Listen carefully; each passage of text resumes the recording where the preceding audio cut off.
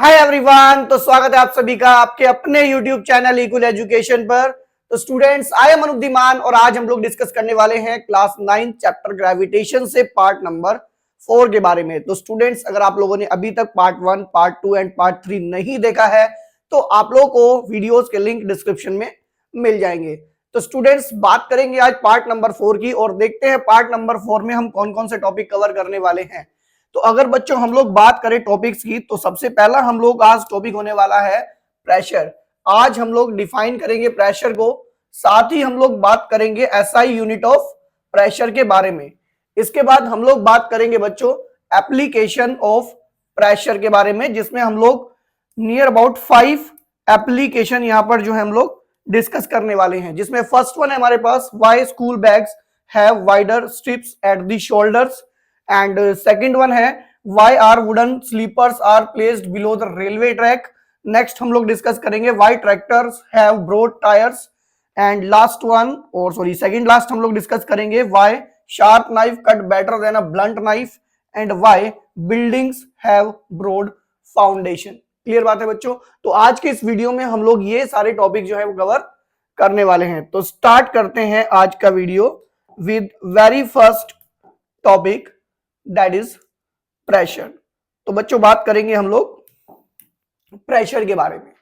तो बच्चों अगर हम लोग प्रेशर की बात करें तो प्रेशर क्या होता है? लिखा है pressure is the force acting perpendicularly on पर यूनिट एरिया। मतलब अगर हम किसी ऑब्जेक्ट के ऊपर फोर्स अप्लाई करते हैं तो उसमें 1 मीटर स्क्वायर एरिया पे जो फोर्स लगता है उसी को हम लोग क्या कहते हैं?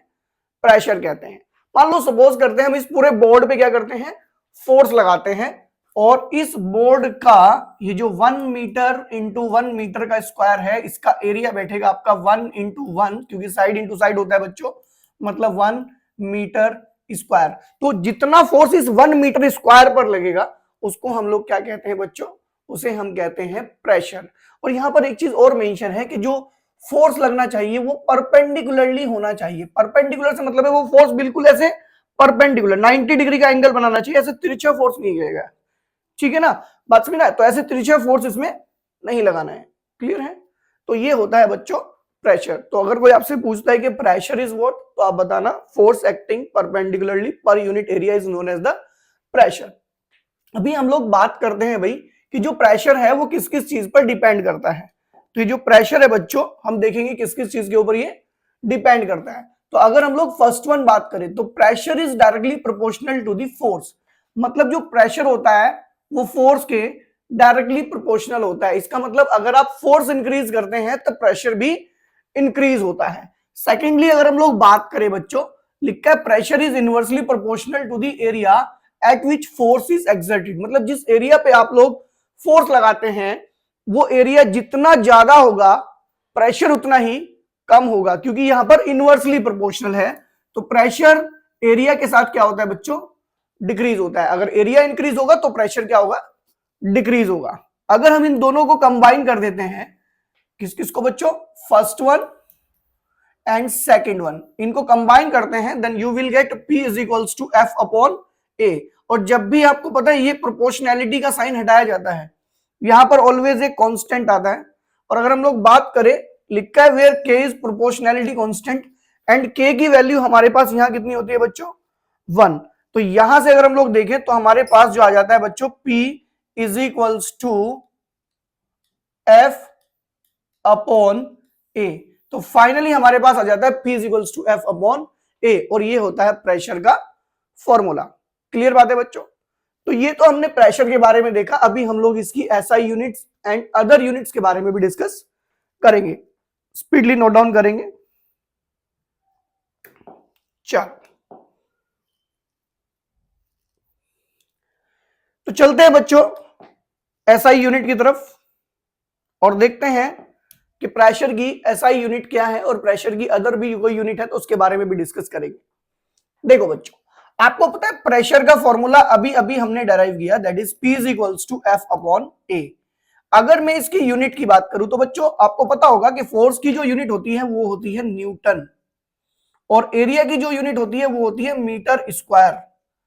इसका मतलब ये है कि जो प्रेशर की यूनिट होती है वो होती है बच्चों न्यूटन पर मीटर स्क्वायर। तो यहाँ पर the SI unit of the pressure is what, Newton पर मीटर स्क्वायर।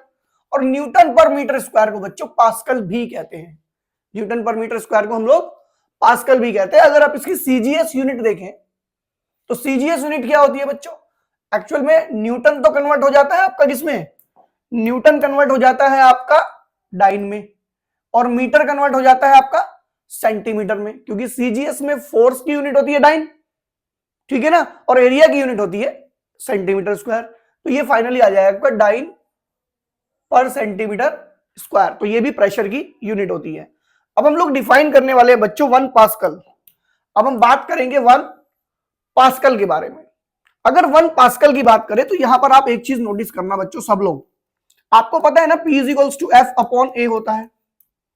अगर आप ये मान लें कि जो F है इट इज 1 न्यूटन और जो A है बच्चों 1 मीटर स्क्वायर, मतलब अगर आप 1 न्यूटन फोर्स 1 मीटर स्क्वायर पे लगाते हैं तो मेरे ख्याल से अगर हम लोग कैलकुलेट करें P is equals to 1 upon 1, P is equals to 1 pascal आ जाएगा।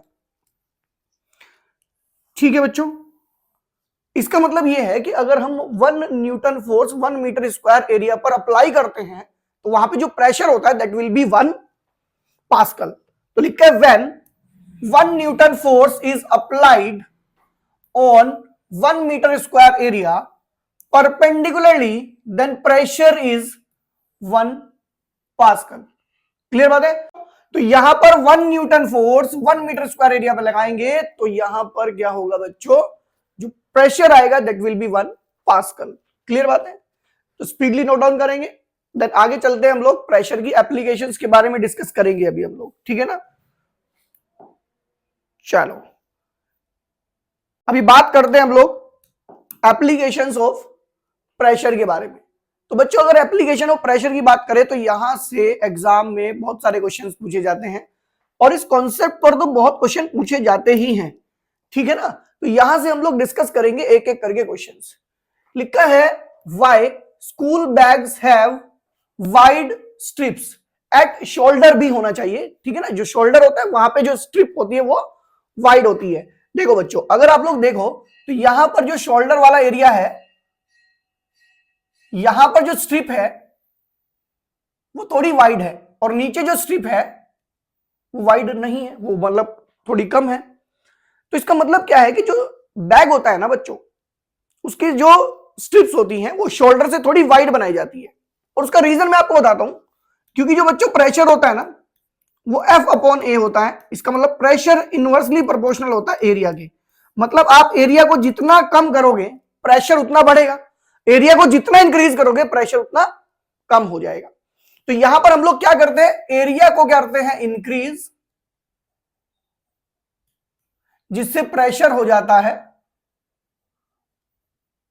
डिक्रीज, क्योंकि बच्चा अपने कंधों पे टांगेगा इस बैग को, ठीक है बच्चों।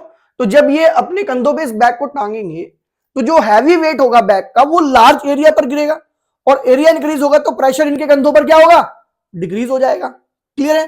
तो मेनली हमारा मेन फोकस क्या होता है यहाँ पे, एरिया इंक्रीज करके प्रेशर को डिक्रीज करना। देखो बच्चों हमने एक्सप्लेनेशन में लिखा भी है, the school bags have wide strips so that heavy weight of the bags falls over the large area produces less pressure on the shoulder, hence it become comfortable to carry heavy school bags। Clear बात है बच्चों। तो ये reason है इसके पीछे, जो strips होती है शोल्डर से थोड़ी वाइड बनाई जाती है जिससे हैवी वेट जो है लार्ज एरिया पर गिरे, जिससे प्रेशर जो है वो कम लगे। क्लियर बात है। तो ये हमारी पहली एप्लीकेशन थी, ठीक है ना। स्पीडली नोट डाउन करेंगे, नेक्स्ट एप्लीकेशन पे चलते हैं हम लोग। अब बात करने वाले हैं हम लोग नेक्स्ट वन एप्लीकेशन के बारे में। देखो बच्चों नेक्स्ट वन एप्लीकेशन है हमारे पास, why tractors have broad tyres. आप लोगों ने देखा होगा जो ट्रैक्टर के जो टायर्स होते हैं वो थोड़ा ब्रॉड होते हैं, जो उसके रियर व्हील होते हैं वो थोड़ा ब्रॉड होते हैं। ये देखो इनकी जो ब्रेथ है वो काफी ज्यादा होती है। अब ऐसा क्यों होता है बच्चों, ऐसा इसलिए होता है क्योंकि जो आपको पता है जो ट्रैक्टर्स होते हैं वो चलते हैं मडी रोड्स पर और वीकेंड से मडी फील्ड में चलते हैं। तो यहां पर क्या करते हैं ये लोग, एरिया इंक्रीज किया हमने, इससे प्रेशर क्या हो गया, डिक्रीज हो गया, क्योंकि प्रेशर जो होता है इनवर्सली प्रोपोर्शनल होता है एरिया के। ठीक है, तो जो जमीन है उस पर प्रेशर क्या होगा, कम हो जाएगा, और ट्रैक्टर के टायर जो है उस मडी फील्ड में क्या है, सिंक नहीं होंगे। क्लियर बात है। तो यहां पे देखो हम लोगों ने लिखा हुआ है बच्चों, tractors have broad tyres so that heavy weight of the tractor falls over the large area produces less pressure on the farming ground. Reason is what pressure is inversely proportional to the area, hence tires of the tractor do not sink in the ground. जो tractor के tyre हैं वो ground में sink नहीं होंगे। Clear बात है। तो सिंपल सा कॉन्सेप्ट है, एरिया इंक्रीज करो, प्रेशर को डिक्रीज करो। क्लियर है। तो ये थी हमारी सेकंड एप्लीकेशन। चलते हैं अपनी थर्ड वन एप्लीकेशन की तरफ। स्पीडली आप लोग नोट डाउन करेंगे, वीडियो को पॉज करके आप लोग नोट डाउन कर सकते हैं। चलो चलते हैं बच्चों नेक्स्ट वन एप्लीकेशन पर। लिखा है why are railway tracks lead on large size wooden और आयरन स्लीपर्स। तो बच्चों आप लोगों ने देखा होगा जो आपके रेलवे ट्रैक्स होते हैं या तो वो वुडन स्लीपर्स के ऊपर लगाए जाते हैं। देखो ये वुडन स्लीपर्स लगे हुए हैं, पहले टाइम पे वुडन स्लीपर्स लगाते थे। अभी क्या हो गया है, ये वुडन स्लीपर की जगह पर हम लोग सीमेंटेड स्लीपर लगाते हैं। ठीक है ना, अब ये हम लोग क्या करते हैं, सीमेंटेड स्लीपर्स लगाते हैं। अब बात आती है ये पूछ रहे कि क्यों लगाते हैं। देखो सिंपल सी बात है, अगर हम वुडन स्लीपर्स लगाएंगे तो ये जो ट्रैक है, ठीक है ना, इसके ऊपर ट्रेन आएगी। अब जो ट्रेन का हैवी वेट होगा वो ज्यादा एरिया पर गिरेगा, और एरिया यहां पर अगर इंक्रीज होगा बच्चों तो नो डाउट प्रेशर आपका डिक्रीज हो जाएगा, क्योंकि जो प्रेशर होता है वो इनवर्सली प्रोपोर्शनल होता है एरिया के। क्लियर बात है। तो देखो हमने यहां पर ये बात लिखी है, लिखकर railway tracks are laid on large size wooden और आयरन स्लीपर्स। आयरन स्लीपर्स भी हो सकते हैं और आपके सीमेंटेड स्लीपर्स भी हो सकते हैं, सो that heavy weight of the train falls over the large area produces less pressure on the land as P is inversely proportional to the A. Hence, it prevent the sinkage of track into the ground. और जो आपका track है वो ground में sink नहीं होगा। अगर आप ये वुडन स्लीपर या फिर सीमेंटेड स्लीपर या फिर आयरन स्लीपर यहां पर प्लेस नहीं करेंगे तो जब ट्रेन आएगी तो ये जो आपका ट्रैक है ये जमीन में धंस जाएगा। क्लियर बात है, क्योंकि उस टाइम पे एरिया कम होगा, प्रेशर इंक्रीज हो जाएगा। क्लियर। चलो तो ये थी हमारी एप्लीकेशन नंबर थर्ड। अभी हम लोग डिस्कस करेंगे बच्चों एप्लीकेशन नंबर 4 के बारे में। स्पीडली आप लोग नोट डाउन करेंगे। चलो अभी हम लोग नेक्स्ट वन एप्लीकेशन के बारे में डिस्कस करते हैं। तो नेक्स्ट हमारी एप्लीकेशन है बच्चों, why sharp knife cut better than a blunt knife.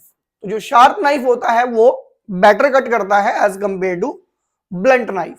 देखो बच्चों आप लोगों ने देखा होगा जब आपका जो नाइफ है वो डल हो जाता है, ठीक है ना, ब्लंट हो जाता है, तो अगर आप उससे टमाटर को कट करते हो तो देखो टमाटर ऐसे कट होगा, ठीक है ना। और यहां पे अगर आप लोग शार्प नाइफ से कट करते हो देखो बिल्कुल क्लियर कट हो रहा है।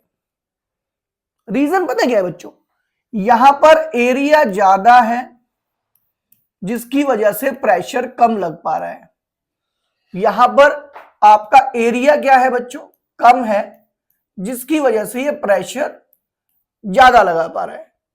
ठीक है ना, जब आप इसकी धार लगाते हैं तो आप उसके एरिया को कम करते हैं। जो टमाटर के कांटेक्ट में एरिया आने वाला है ये एरिया कम होगा तो आपका जो नाइफ है वो ज्यादा प्रेशर लगाएगा और इसको बहुत शार्प तरीके से जो है वो कट करेगा। देखो यहां पे यही बात लिखी है, लिखा है sharp knife cut better than a blunt knife because a sharp knife have very thin edge to its blade, therefore it produces very large pressure on the object. क्योंकि प्रेशर जो होता है एरिया का इनवर्सली प्रोपोर्शनल होता है and cut it easily, और आप इसे इजिली क्या कर सकते हैं, कट कर सकते हैं। क्लियर है बच्चों। तो बात करेंगे अभी हम लोग नेक्स्ट वन एप्लीकेशन की। तो ये थी हमारी फोर्थ एप्लीकेशन। अभी डिस्कस करते हैं हम लोग next, that is fourth one application के बाद फिफ्थ वन एप्लीकेशन के बारे में। चलो तो नेक्स्ट हम लोग डिस्कस करेंगे बच्चों, हम लोग डिस्कस करेंगे why buildings have broad foundations. जो बिल्डिंग्स हैं उनकी जो फाउंडेशंस होती है वो ब्रॉड क्यों होती है। तो देखो बच्चों आपने देखा होगा बहुत बड़ी बड़ी जो बिल्डिंग्स बनती हैं, बहुत बड़ी बड़ी जो बिल्डिंग्स बनती हैं, इन बिल्डिंग्स का जो फाउंडेशन होता है उसमें जो वॉल्स होती हैं वो बहुत ज्यादा वाइड बनाई जाती हैं। फाउंडेशंस की जो वॉल्स होती हैं वो ऊपर वाली वॉल के कंपैरिजन में ब्रॉड बनाई जाती हैं, सो that the heavy weight of the building fall over a large area which reduces the pressure, जिससे प्रेशर जो है जमीन पे कम लगे और ये बिल्डिंग जमीन में ना धसे। क्लियर बात है? तो सेम कॉन्सेप्ट फिर से अगेन यहां पर अप्लाई हो जाएगा आपका।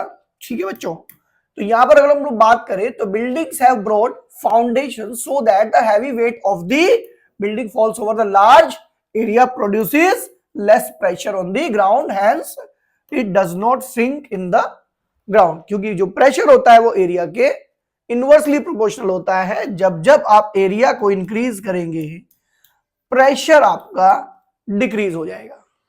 क्लियर बात है बच्चों? तो ये थी हमारी fifth and the last application. Clear है? तो स्पीडली नोट डाउन करेंगे। तो स्टूडेंट्स आई होप कि आज का वीडियो आप लोगों को समझ में आ गया होगा।